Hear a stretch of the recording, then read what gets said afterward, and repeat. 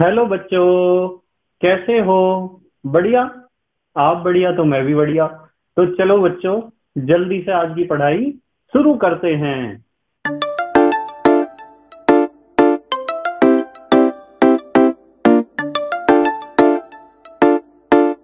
तो सब बच्चे ध्यान से देखेंगे बेटे। आज हम क्लास 12 यूनिट नंबर सेकंड का वीडियो नंबर 4 के बारे में पढ़ाई करेंगे। ये हमारा दूसरे यूनिट का चौथा वीडियो है।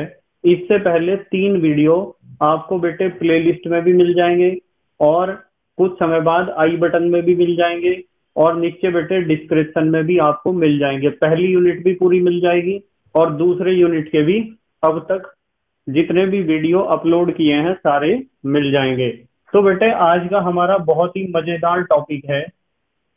आज का टॉपिक है ठोसों की द्रव में विलेयता या solubility of solid in liquid.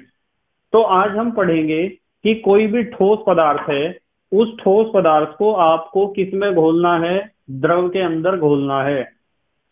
Normally बेटे हम इसी काम को करते हैं। कोई भी ठोस पदार्थ हो, जैसे नमक है, नमक को पानी के अंदर घोलना, या बेटे चीनी को पानी के अंदर घोलना। तो ठोस पदार्थ की द्रव में विलेयता, विलेयता को आप घुलनशीलता भी कहते हो। ठीक है बेटे। तो पहले तो हम इसकी परिभाषा की बात करेंगे कि इसकी डेफिनेशन क्या है। बड़ी सिंपल सी डेफिनेशन है। इसकी बहुत सारी परिभाषाएं हो सकती हैं, पर उन बहुत सारी परिभाषाओं में से हमने बेटे दो जो सबसे मुख्य परिभाषाएं हैं उन्हें ही इस वीडियो में समझाया है। ठीक है। कौन कौन सी दो हैं अब सुनेंगे सब बच्चे ध्यान से। मान लो आपके पास कोई ठोस पदार्थ है, जैसे नमक है या चीनी है या ग्लूकोज है या यूरिया है। कोई भी ठोस पदार्थ है आपके पास। उस ठोस पदार्थ की आपको मान लो किसी द्रव के अंदर विलेयता या घुलनशीलता देखनी है, जैसे पानी में देखनी है। तो आप दो तरीके से घुलनशीलता देख सकते हो। पहला तरीका तो यह है कि आप क्या करो बेटे, आप एक बर्तन लो और उस बर्तन में 100 ग्राम पानी लो। समझियो ध्यान से बिल्कुल। बर्तन में कितना पानी लेना है? 100 ग्राम। और 100 ग्राम पानी में आप नमक को घोलते रहो जब तक वो घुलना बंद नहीं हो जाता है। तो 100 ग्राम पानी में नमक की जितनी अधिक से अधिक मात्रा आप घोल सकते हो, वो नमक की विलेयता होगी पानी के अंदर। ठीक है। उसे कहते हैं भार प्रतिशत या द्रव्यमान प्रतिशत में विलेयता। ठीक है बेटे। एक तो तरीका ये है कि 100 ग्राम पानी लो और उसमें किसी भी पदार्थ की जितनी अधिकतम मात्रा आप घोल सकते हो, उसे विलेयता कहते हैं। देखो जरा बोर्ड पे ध्यान से, यहाँ लिखा हुआ है कि 100 ग्राम विलायक में, विलायक माने जैसे पानी है, उपस्थित ठोस विलेय की ग्राम में अधिकतम मात्रा को ठोस की द्रव में विलेयता कहते हैं। तो आप 100 ग्राम पानी में ज्यादा से ज्यादा कितने ग्राम नमक घोल सकते हो, या ज्यादा से ज्यादा कितने ग्राम चीनी घोल सकते हो, या ज्यादा से ज्यादा कितने ग्राम ग्लूकोज, यूरिया, कुछ भी पदार्थ है ठोस पदार्थ, 100 ग्राम पानी में जितना अधिकतम मात्रा में आप उसे घोल दोगे वो उसकी क्या कहलाएगी? विलेयता कहलाएगी। और उसे आप भार प्रतिशत या द्रव्यमान प्रतिशत या मास परसेंटेज भी कह सकते हो। एक बात। दूसरी क्या बात है, सुनो ध्यान से। दूसरी बात है बेटे कि मान लो आपके पास 1 लीटर पानी है, पानी कह दो या द्रव कह दो या विलायक कह दो, एक ही बात है। 1 लीटर पानी में किसी भी ठोस पदार्थ के जितने अधिकतम मोल आप घोल सकते हो उसे भी विलेयता कहते हैं। तो ऐसी विलेयता को हम कह सकते हैं मोल प्रति लीटर में विलेयता, या फिर इसे आप कहते हो विज्ञान की भाषा में मोलरता या मोलरिटी। मोलरता का मतलब यही तो होता है कि 1 लीटर में कितने मोल घुले हुए। तो 1 लीटर विलायक में जितने ज्यादा से ज्यादा किसी ठोस पदार्थ के आप मोल घोल दोगे उसे भी आप विलेयता ही कहोगे। ठीक है बेटे। देखो जरा ध्यान से, यहाँ लिखा हुआ है अथवा। अथवा के बाद लिखा है 1 लीटर विलयन में उपस्थित ठोस पदार्थ के मोलों की अधिकतम संख्या को ठोस की द्रव में विलेयता कहते हैं। तो विलेयता निकालने के दो तरीके हैं तो बहुत सारे, पर इन दो को ध्यान रखियो। 100 ग्राम पानी में कितने ग्राम आप अधिकतम नमक घोल पा रहे, या 1 लीटर पानी में कितने मोल आप अधिकतम नमक के घोल पा रहे। ठीक है। अब आ जाओ अगले स्टेप पे। हमारा जो दूसरा पॉइंट है वो है बेटे, ध्यान से देखेंगे इसे, ये इंपॉर्टेंट है, इसमें से क्वेश्चन पूछा जाता है बोर्ड के पेपर में। ध्यान से देखो, ठोसों की द्रव में विलेयता को प्रभावित करने वाले कारक, यानी कि कौन कौन से ऐसे फैक्टर हैं जो किसी ठोस पदार्थ की द्रव में विलेयता को प्रभावित करेंगे। उनमें सबसे पहला क्या है, देखो, विलेय एवं विलायक की प्रकृति। तो पहला है बेटे विलेय एवं विलायक की प्रकृति। इसके बारे में मैंने पिछली कुछ वीडियो में भी आपको समझाया था और आज भी समझा रहा दोबारा फिर, ठीक है। विलेय तो वो है जिसे हमें घोलना है, और विलायक वो है जिसके अंदर हमें घोलना है, ठीक है। जैसे मुझे नमक को पानी में घोलना है, तो नमक तो है विलेय और पानी है विलायक। तो आपको सीधी साधी सिर्फ एक बात ध्यान रखनी है, उस बात को ध्यान से सुन लो बेटे। पता क्या ध्यान रखना है कि जो ध्रुवीय विलेय होते हैं ना, वे ध्रुवीय विलायक में अधिक घुलनशील होते हैं, और जो अध्रुवीय पदार्थ हैं या अध्रुवीय विलेय हैं, वे बेटे अध्रुवीय विलायक में अधिक घुलनशील होते हैं। बड़ी सिंपल सी बात है, एक कहावत है, लाइक डिजॉल्व लाइक, या जैसे में तैसा। तो जो अच्छा आदमी है वो अच्छे आदमियों के अंदर ही घुलेगा, यानी कि उनकी संगति में ही घुल पाएगा, और जो बुरा आदमी है वो बुरे आदमियों की संगति में घुलेगा, यानी कि उसके दोस्त कैसे होंगे, सारे बुरे होंगे। जो खुद बुरा है उसे दूसरे भी बुरे आदमी ही अच्छे लगेंगे।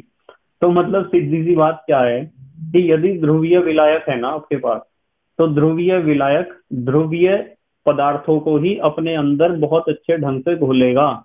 यह बात ध्यान रख लो बस, लाइक डिजॉल्व लाइक, ध्रुवीय ध्रुवीय में घुलेगा और अध्रुवीय अध्रुवीय में घुलेगा। अब यदि कोई ध्रुवीय है और उसे अध्रुवीय विलायक में आप घोलना चाह रहे तो कम घुलेगा बहुत, ठीक है।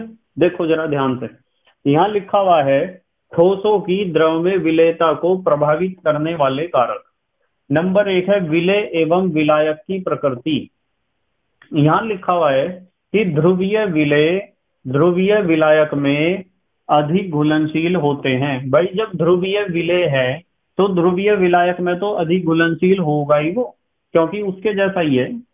जैसे NaCl व KCl दोनों ध्रुवीय हैं बेटे, NaCl भी ध्रुवीय है और KCl भी ध्रुवीय है। कैसे है जरा देख लो, यदि आप NaCl का स्ट्रक्चर बनाओगे तो NaCl लगभग ऐसा है। तो मुझे यूं बताओ कि इसमें Na तो है पॉजिटिव और Cl क्या है नेगेटिव। तो ये वाला सिरा क्या बन गया, धन ध्रुव, और ये वाला सिरा क्या बन गया, ऋण ध्रुव। जब ये धन ध्रुव और ये ऋण ध्रुव बन गया तो NaCl में दो ध्रुव बन गए, और जिस अणु में या जिस यौगिक में दो ध्रुव बन जाते हैं, एक धन ध्रुव और एक ऋण ध्रुव, ऐसे यौगिक को कहते हैं ध्रुवीय यौगिक या ध्रुवीय अणु। अब आप इसे देखिए जरा KCl को, KCl का यदि आप स्ट्रक्चर बनाओ तो K के ऊपर पॉजिटिव और Cl के ऊपर नेगेटिव चार्ज होगा। ऐसे ही तो आयनों में टूटेंगे, Na positive Cl negative, K positive Cl negative. तो NaCl और KCl बेटे दोनों ध्रुवीय नहीं है क्या, और जब ये ध्रुवीय हैं तो लिख रखा कि H2O में अधिक घुलनशील हैं ये। अब सवाल आया H2O कि क्या जल भी एक ध्रुवीय अणु है। हमें पता चल गया कि NaCl और KCl दोनों ध्रुवीय हैं, तो जल में ये क्यों घुलनशील है, इसलिए घुलनशील है जब दोनों ध्रुवीय हैं, और जल भी ध्रुवीय ही होगा इसलिए घुलनशील है। अब जल कैसे ध्रुवीय है देखियो जरा, यदि जल का हम संरचना H2O का बनाए तो ऐसा होता है, आपने बनाया है ऐसा संरचना कक्षा 11 में। यूं बताओ इस बॉन्ड के, पहले तो यूं बताओ ऑक्सीजन के पास दो लोन पेयर ऑफ इलेक्ट्रॉन है। ऑक्सीजन की भारी कक्षा में टोटल इलेक्ट्रॉन कितने होते हैं, 6। 6 में से एक इलेक्ट्रॉन ने तो ये वाला बॉन्ड बना लिया और एक इलेक्ट्रॉन ने ये वाला बॉन्ड बना लिया। बेटे 2 इलेक्ट्रॉन 6 में से लग गए बॉन्ड बनाने में, 4 तो बची गए। वे जो 4 इलेक्ट्रॉन बचे वही तो रखे हुए बेटे ऊपर। अब मुझे यूं बताओ कि इस बॉन्ड में 2 इलेक्ट्रॉन है, एक तो ऑक्सीजन का एक हाइड्रोजन का। इस बॉन्ड के दोनों इलेक्ट्रॉन बिल्कुल बीच में नहीं रहने के, ऑक्सीजन की तरफ को सरके रहेंगे, और इसके भी दोनों इलेक्ट्रॉन किसकी तरफ को सरके रहेंगे, ऑक्सीजन की तरफ, क्योंकि ऑक्सीजन की वैद्युत ऋणात्मकता हाइड्रोजन से ज्यादा है। तो यह जोड़ा भी ऑक्सीजन की तरफ सरक गया, ये वाला इलेक्ट्रॉन का जोड़ा भी ऑक्सीजन की तरफ सरक गया, क्योंकि ऑक्सीजन की वैद्युत ऋणात्मकता हाइड्रोजन से बहुत ज्यादा है। ऑक्सीजन की वैद्युत ऋणात्मकता हाइड्रोजन से बहुत ज्यादा है। तो बेटे ऑक्सीजन पर 2 इकाई ऋणावेश आ गया, और यहाँ धनावेश और आंशिक धनावेश। तो आप इस H2O का ऊपर वाला हिस्सा देखो, इसके ऊपर ऑक्सीजन के ऊपर ऋण आवेश नहीं है क्या, 2 इकाई आंशिक ऋण आवेश। और इस पे बेटे नीचे वाले हिस्से को, इतने को देखो, इतने को धनावेश है, ये देखो।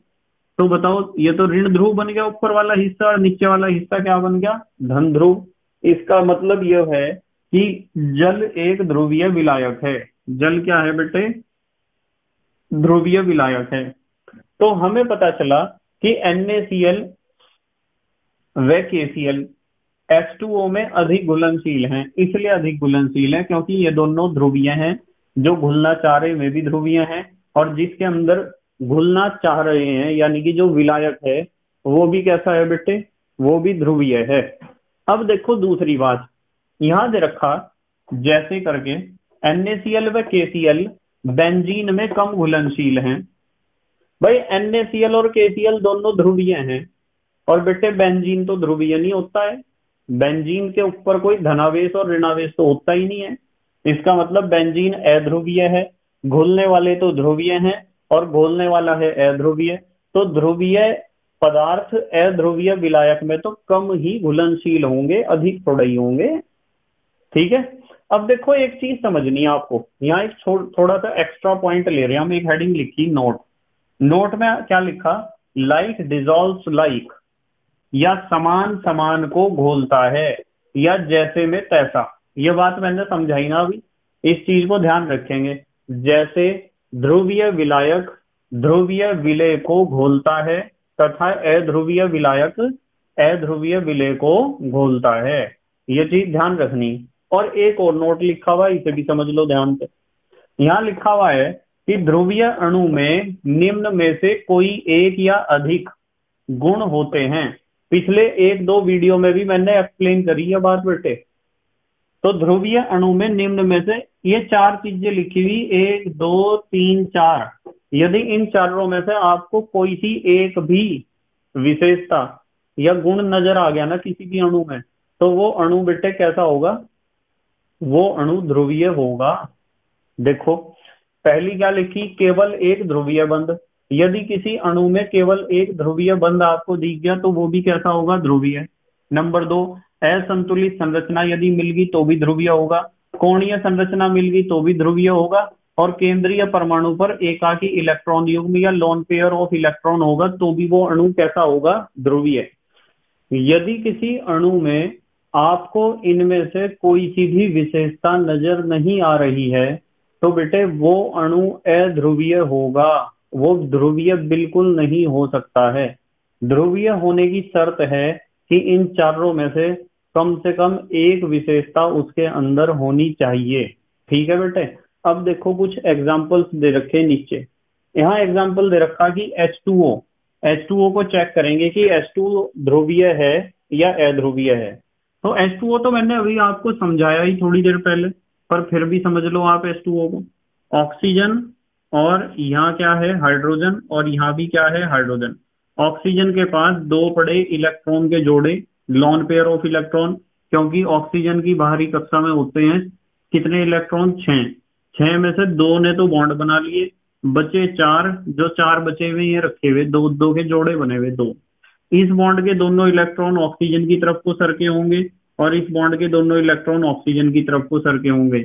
जब ऑक्सीजन की तरफ 2 बॉन्ड पेयर ऑफ इलेक्ट्रॉन्स यानी कि बंध के 2 जोड़े, बंध युग्म के 2 जोड़े सरके हुए, तो बेटे ऑक्सीजन पर 2 इकाई आंशिक ऋणावेश, और हाइड्रोजन पर दोनों पर 1 इकाई आंशिक धनावेश।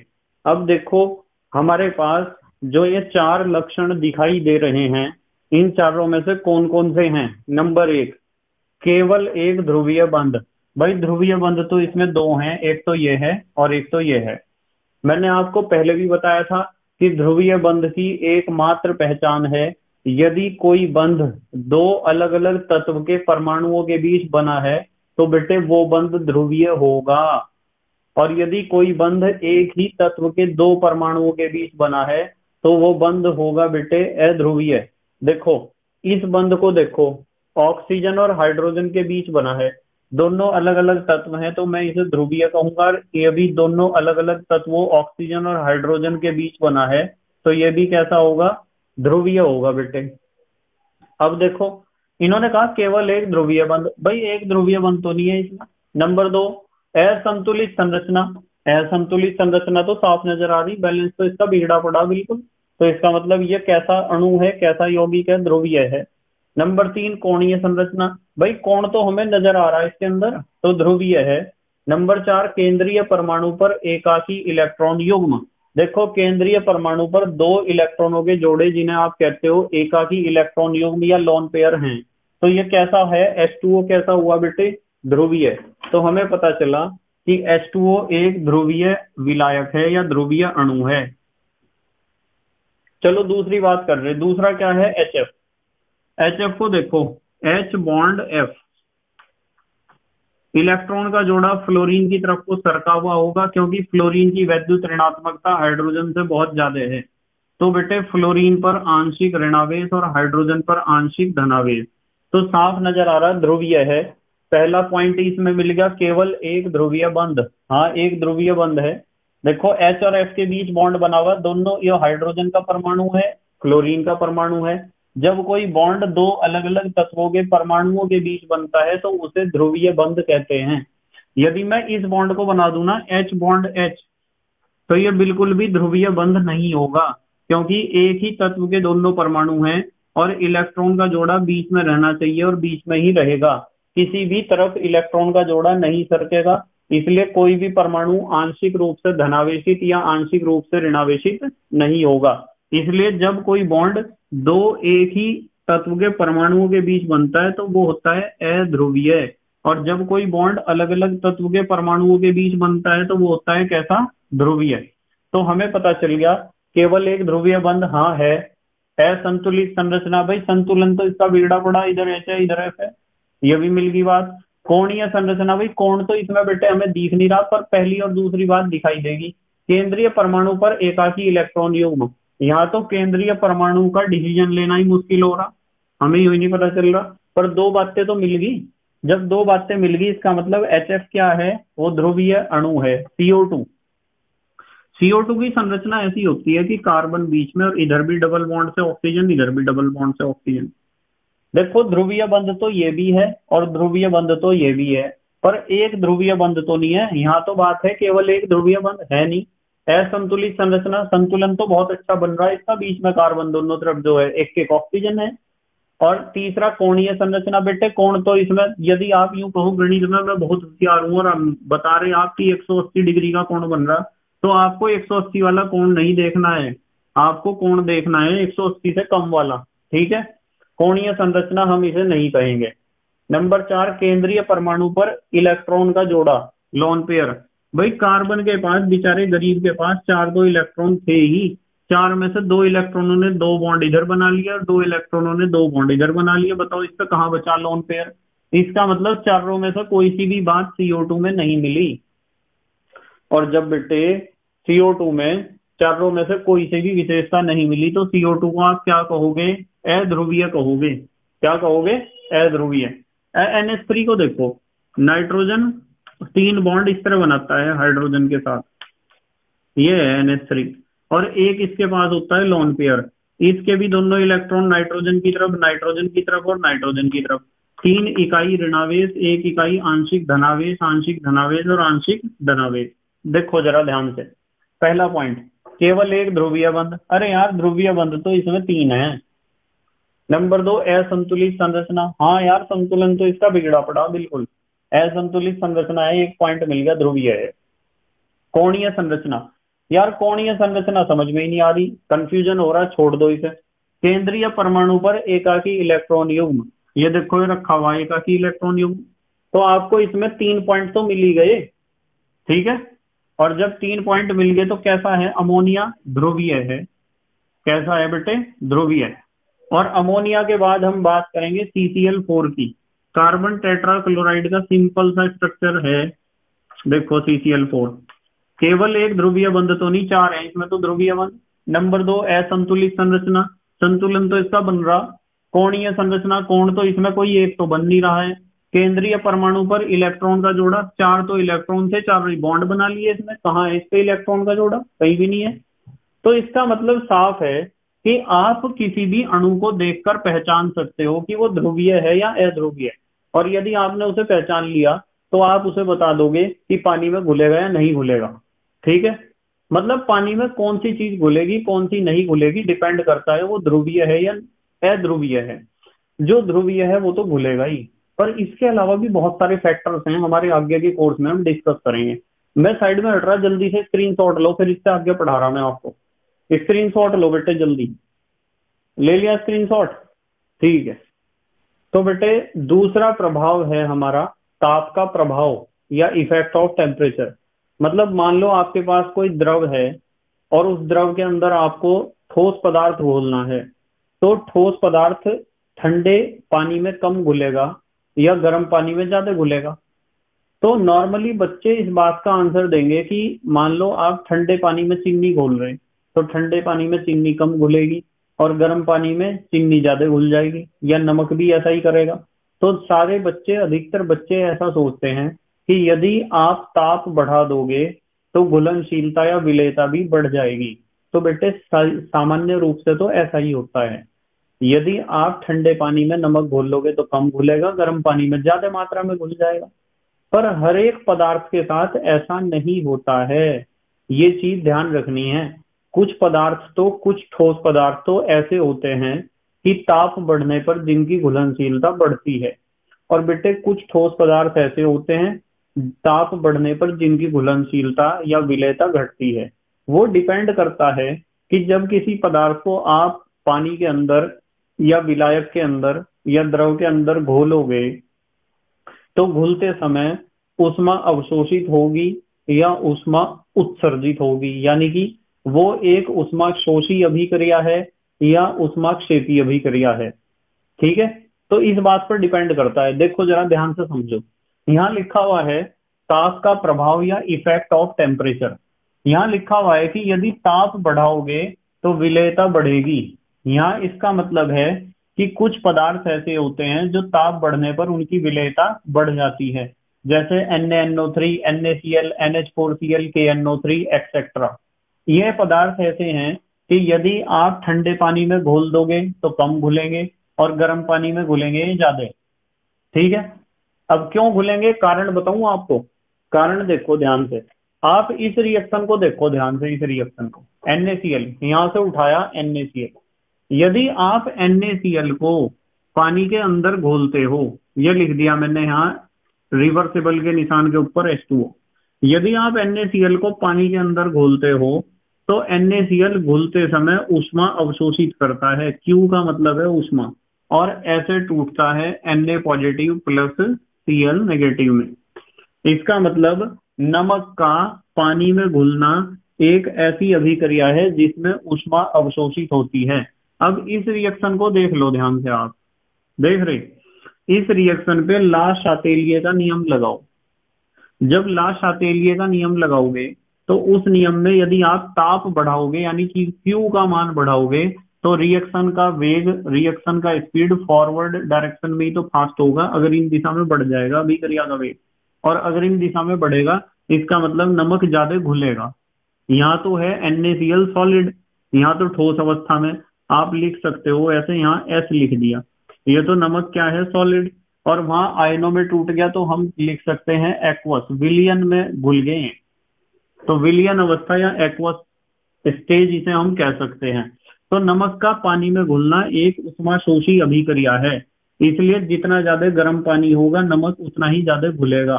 तो हमने लिखा ताप बढ़ने पर विलेयता बढ़ती है इन पदार्थों की। अब दूसरी बात भी तो लिख रखी, देखो यहाँ क्या लिख रखा कि कुछ पदार्थ ऐसे होते हैं जिनका ताप बढ़ाओगे तो विलेयता उनकी क्या होगी, घटेगी। जैसे कैल्शियम ऑक्साइड और कैल्शियम कार्बोनेट। कैल्शियम ऑक्साइड और कैल्शियम कार्बोनेट में हमने कैल्शियम ऑक्साइड को देख रहे, देखो कैल्शियम ऑक्साइड माने बिना बुझा चूना। जब इसे आप पानी में घोल दोगे तो क्या होगा बेटे, देखियो जरा ध्यान से, Ca ये लिख दिया मैंने Ca। OH देखो, एक तो OH यहां से यहां तक है, देखो OH, और एक OH यो है। कितने OH हैं, दो। तो यहाँ लिखूंगा मैं CaOH का होल ट्वाइस।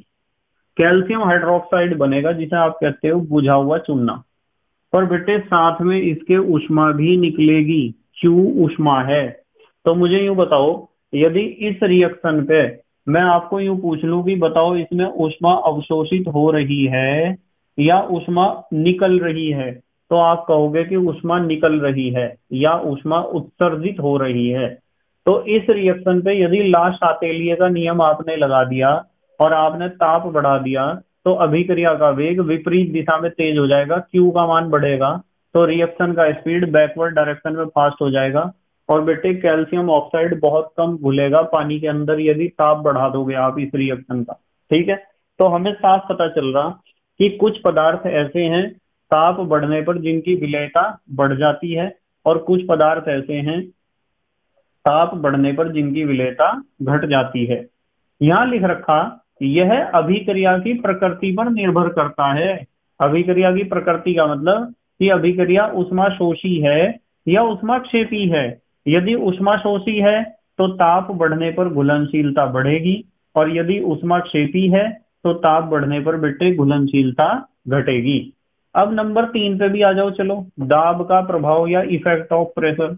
इसमें लिखा हुआ दाब परिवर्तन का ठोस पदार्थों की द्रव में घुलनशीलता पर कोई प्रभाव नहीं पड़ता है।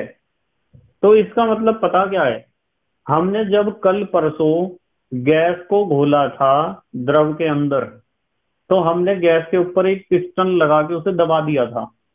गैस के ऊपर जितना दाब लगाओगे गैस पानी में उतनी ज्यादा घुलेगी।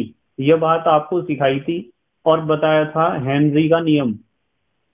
हेनरी ने बेटे हमें यूं ही बताया था कि यदि गैस के ऊपर दाब बढ़ेगा तो गैस की घुलनशीलता बढ़ेगी द्रव के अंदर। बेटे अब हमें गैस को नहीं घोलना है, हम किसे घोल रहे हैं, नमक को, चीनी को, ग्लूकोज को, यूरिया को, इन्हें घोल रहे हैं। तो बेटे इनकी घुलनशीलता पर दाब परिवर्तन का कोई प्रभाव नहीं पड़ता है। ठोस के ऊपर कहे का दाब बढ़ा देंगे हम, बताओ। ठीक है, तो मैं साइड में हट रहा, जल्दी से स्क्रीनशॉट लो, आप स्क्रीनशॉट लो जल्दी। ले लिया बेटे स्क्रीनशॉट, आ जाऊं सामने।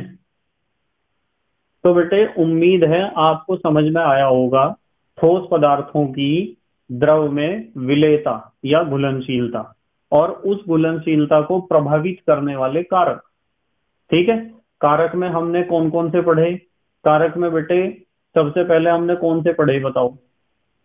सबसे पहले पढ़े विलेय तथा विलायक की प्रकृति, कि उसमें बताया जैसे में तैसा। ध्रुवीय विलेय ध्रुवीय विलायक में घुलेगा, अध्रुवीय विलेय अध्रुवीय विलायक में घुलेगा। फिर पढ़ाया किसका प्रभाव? ताप का प्रभाव। इसमें बताया कि कुछ पदार्थ ऐसे हैं ताप बढ़ने पर जिनकी घुलनशीलता बढ़ेगी, और कुछ ऐसे हैं ताप बढ़ने पर जिनकी घुलनशीलता घटेगी। तो तीसरा बताया दाब का प्रभाव। इसमें बताया कि दाब बढ़ने पर ठोस की घुलनशीलता पर कोई प्रभाव नहीं पड़ेगा।